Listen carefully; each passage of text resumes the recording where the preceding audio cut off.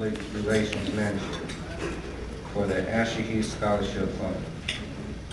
Prior to founding Career Bounds, Mario was an analyst for Food Line LLC, where he determined pricing, structure, and company profitability.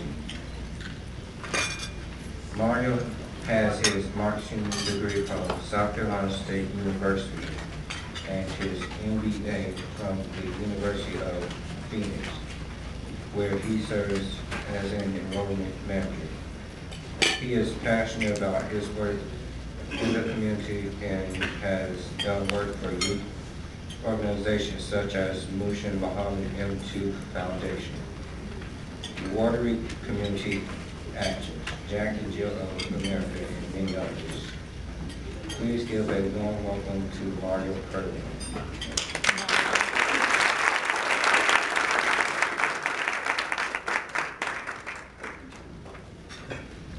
Good afternoon. Good afternoon. Now, when I'm here, I consider myself family. I came from a huge family, and this room is too quiet. My family made a lot of noise. So, on the count of three, if you believe in education and you believe in the Ash Shaheed Scholarship Fund, I want you to give the biggest round of applause that you have ever given in your life. Are you ready? Yes, sir. 1, 2, 3.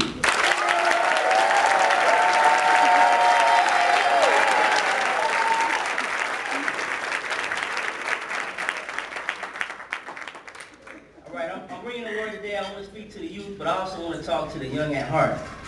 My first day at South Carolina State University was absolutely amazing, but it was very nerve-wracking.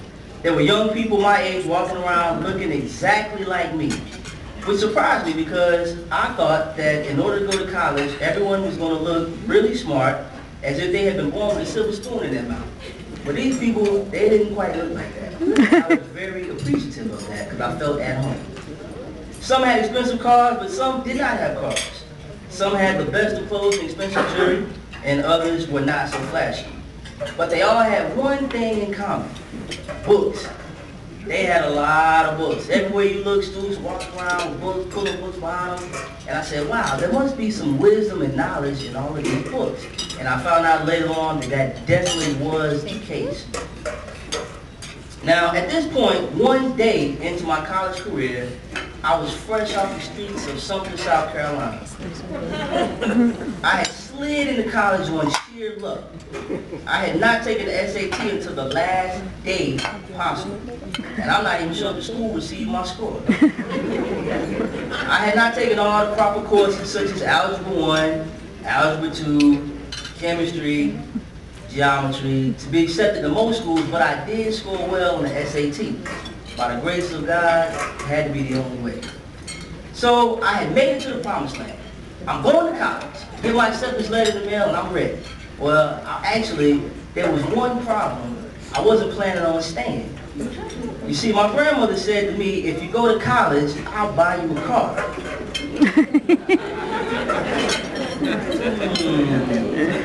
So let me get this right. Great deal for me. I'll go to college for a while, I'll get the car, floss, get some girls, bail out, go back home, get a regular job, maybe at Piggly Wiggly, and I can live the rest of my life great, because I'm going to have a car. So I got this whole thing figured out, right? I'm ready. You see, I was famous for doing just enough to get by and floating right below the radar. But all that was getting ready to come to an end soon enough. So, I go down to college, and that evening I get checked into my room, and at that time I was given an information packet. So now I'm at school, it's my first day out there. I made it. And in the packet, one page stood out from all the rest. And this packet said, meeting tonight at Martin Luther King Jr. Auditorium. And I was so excited to know that I was going to be in a historical building, and I was going to be sitting amongst, the king, one of the king of kings, one of the greatest people. He wasn't going to be there, but I was in the building, so hey, that was good enough for me. So that night, I got dressed, and I headed over to the auditorium. The first person that came out on the stage was the Dean of Student Affairs. And I started thinking to myself, oh boy, here we go. Here comes another boring speech. I'm so smart, I've heard it all, I've seen it all, and I've done it all at 19 years old. Now at this time, I hadn't quite developed my business acumen yet. So basically, I still was a little hood. Okay? We all know somebody like that. I was loud, I was proud, and I was proud of it. And I didn't mind having a good time no matter where I was. So the dean addressed the crowd of over 400 freshmen with a very serious look on her face. And the first words out of her mouth were, turn to your right, turn to your left. One of you will not graduate. And at that point, I immediately jumped up and said, it ain't gonna be me. I'm graduating. So at that point, I turned to the person beside me, and the entire room got so quiet, you could hear a pin drop. So I'm standing, I'm looking around, but of course I still try to play it off. So I turned to the guy beside me and said, man, we're gonna graduate, ain't we, dog, right? We're gonna. He didn't move. He folded his arms together as if he was so sophisticated and he knew everything. So I turned to the girl next to me and said, baby, we're gonna graduate, right? We're gonna get out of here, right?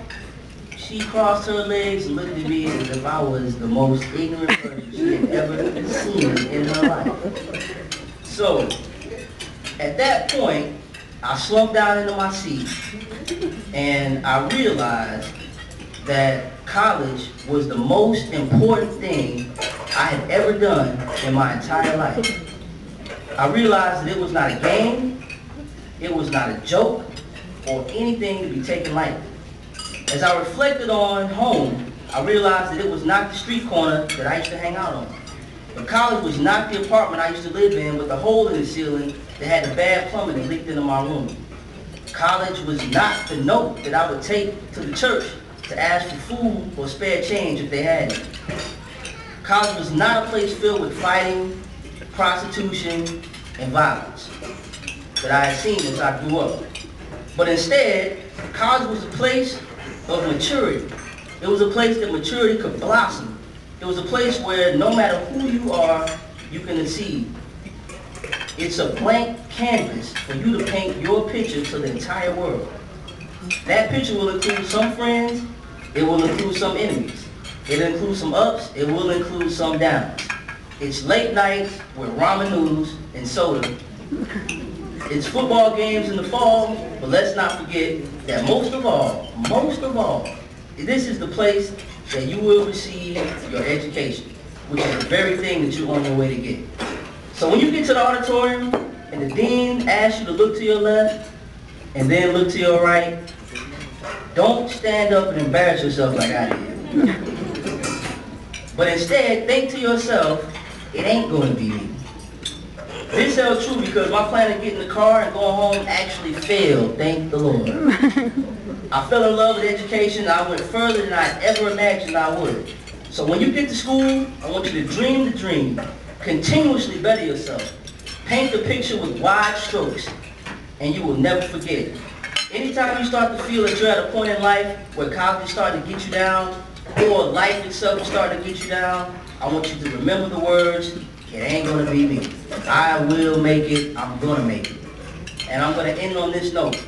My true definition of success is to be better today than you were on yesterday. Thank you.